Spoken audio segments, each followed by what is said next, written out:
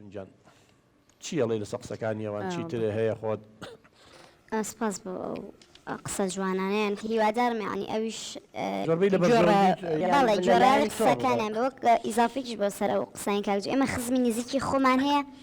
باوکی مەلایە دایکی یعنی تر مامۆستایە و ینی هاڵێک سیجزمەی قورئان لە سنگیانە دوو کوڕی هەبوو یعنی ئەوەی پێوت بە کوڕە گەورەکەی تۆ بە هیچ نابیت و تۆ نوێژ ناکەیت و ئاخری کوڕەکەی فێری مەشروب خواردن و جەستەی هەمووی کرد بە تاتۆ و تازێت لە دەوێت چەند ساڵیشە قسەی لەگەڵانە کردووە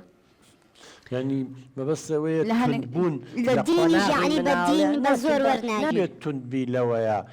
ینی دین بۆ ئاسانکاری بۆ خزمەتی ئینسانە بەداخەوەندێک کەس بە غەڵەت لی تێگەیشتووە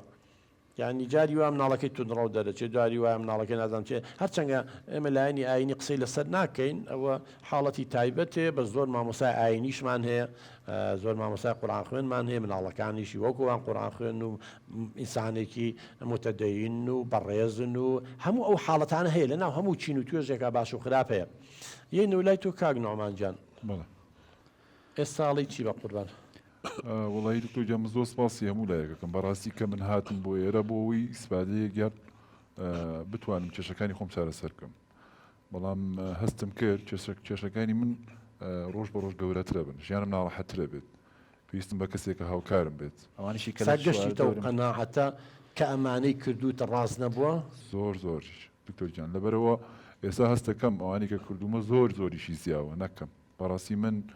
هیچ بەڵگەیەکی لەسەر ئافرەتە نییە ینی هیچ بەڵگەیەک نییە ئەمە بەس لە دروستکردنی خەیاڵی خۆتە هەزنا باشە تۆ زۆر برادری باشە هەیە قوربانجان خۆ پێشتیش باسی کردووە زۆر خزم و کەسی باشە هەیە بۆ چاو لەوانە ناکەی بۆ بیر لەوان ناکەی تۆوانێ کە ژنەکانیان دڵسۆزن بۆیان پیاوەکان دڵسۆزن بۆ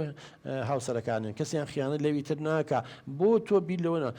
هەمووشیان لە دەوائیران و کە زۆربەی پیاویشە لەگەڵیان خێزانەکەی تۆ لە شوێنێکە هەر پیاویان لەگەڵان نیە مەگەر فەڕاشێکی پیاو هەبێ یعنی نابێ ئینسانی خۆشیانیشە وڵایتر تۆ چیتە دەرەوە تێکەڵ بە خەڵکەبی خزم نییە خۆ خزمەوەی ئافرەت نییە پیاوی هەمومان وای نەموو خێزانەکانمان وایە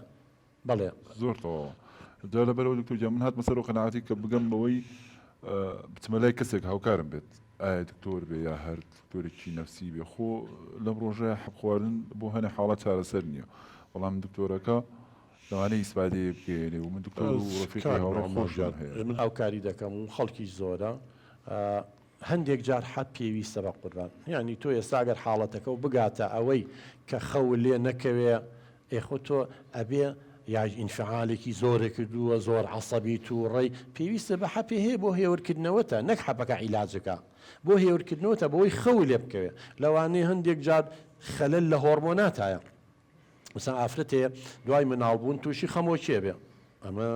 لای هەندێکەیە خۆی ئیلاقی بە تێکچوونی هۆرمۆناتەکانە ئیلا بۆ حەپە عیلاجەکە و تەنزیمەکە بێتەوە بەڵام ئەمەی تۆ کۆمەڵی ئەفکاری غەڵەتە لە مێشتایە بە حیاتی دڵپیسی بە دەرمان و حەب چارەسەر ناکرێت بەڵام بۆ هەندی حاڵەتێک کە مەرحەلەی یەکەم قۆناغی یەکەمەوەی کە یاویان ئینتریالە پێویست بووە بۆ قۆناغی یەکەم قۆناغی دوم تۆ پێویستە بەوەی لەگەڵ یەکێکی پسپۆڕە دابنیشی کە شارەزایی لەو بوارەیە هەبێ ئەبێ کۆمەڵێ بیر و بۆچوونی غەڵەت هەیە تەمرین و ڕاهێنان هەیە پێ دەکات کۆمەڵێ ڕێنمایی هەیە دانیشتنی لەگەڵ ێ دانیشی من دڵنیا دەکەم ئەوانێ کە زۆر گۆڕانکاری بەسەرایەوە حاڵەتی وا کەیسی واش بووە